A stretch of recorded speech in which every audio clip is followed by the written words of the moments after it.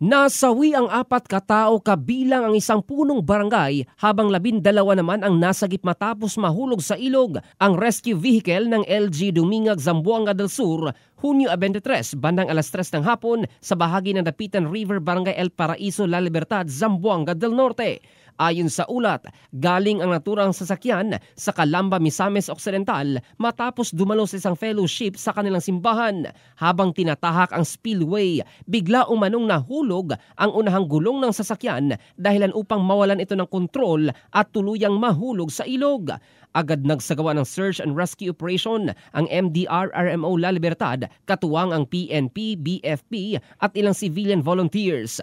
12 katao ang naisalba habang 2 ang dineklarang dead on arrival sa Piñan District Hospital. 2 pa ang natagpuang wala ng buhay bandang alas 6 ng gabi. Kinilala ang mga ito na sina Kapitan Nicanor Alforo Jr., mga anak nitong sina Michelle Alforo, minor de edad na si alias Nathan at isang Roxanne Kalibugan, 50 anyos.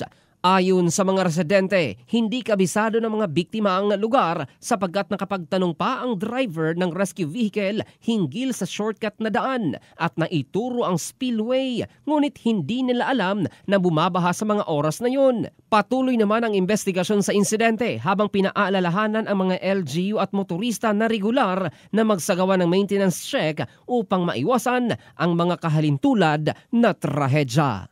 In the heart of changing lives, ito si Jofel Candado ng Brigada News Philippines, the Music and News Authority.